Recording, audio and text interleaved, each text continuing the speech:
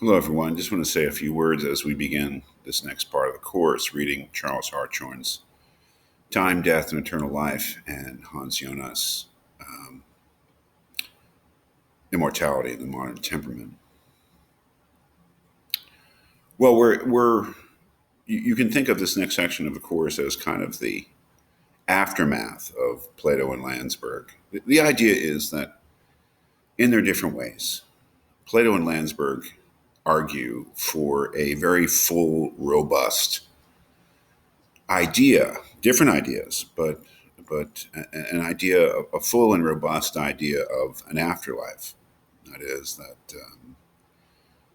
that death represents a transition to a new kind of existence of some sort. But that existence is although it may be all but unimaginable from our earthly perspective, this side of death, that it is a full life in the sense that it's a life in the sense that it's continued experience, that in some sense or another, the individual continues after death in some new form to have some sort of experience, some sort of ongoing experiential existence, you might say.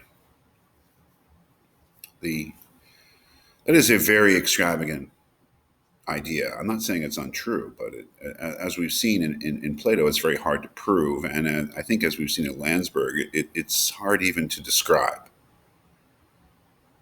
Well, what we'll be looking at in the next couple of weeks are 20th century, I would say, alternatives to that robust sense of an afterlife.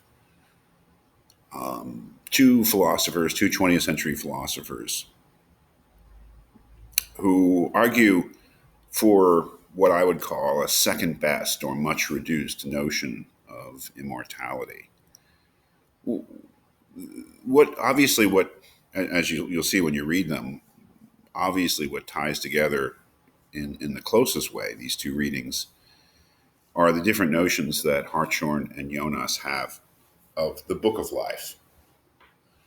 In Hartshorne, it's a book that each human life can be thought of as an individual book, an individual story recording all of our experiences.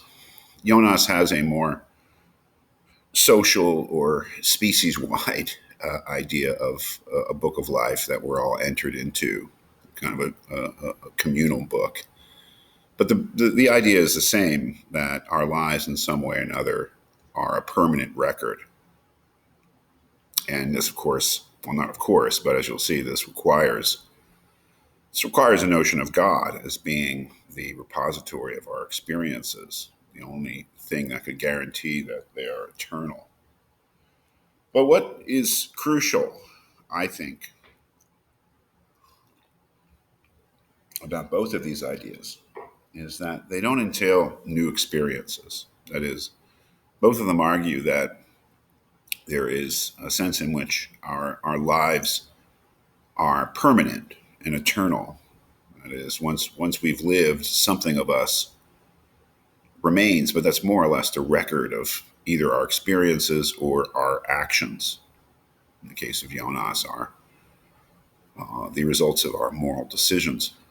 But neither of them entail or allow for continued experience, and that is a crucial difference with Jonas and Plato, who did, obviously, as I just said, argue for that. So the idea is that this is a reduced, second best, or more moderate notion of immortality or life after death from both of these authors.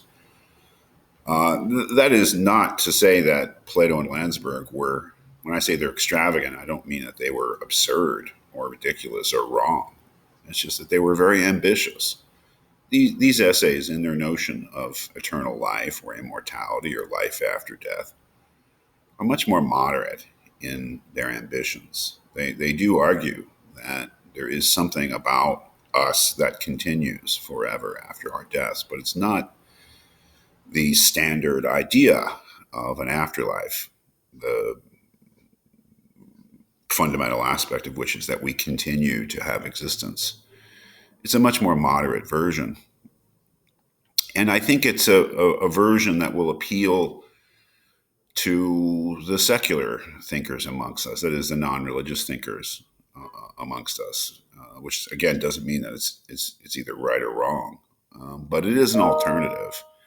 I think that for many modern people, the notion of an afterlife is not really something they can get behind. It just seems too implausible, or I don't know, just not an idea that they find credible, rightly or wrongly. But that these reduced, more moderate, second best notions of eternal life may be more amenable to their worldview. So it's just something I wanted to do in the course, having looked at these very ambitious notions of survival of death or an afterlife or immortality in Plato and Landsberg, to look at these perhaps more modern, less ambitious ideas.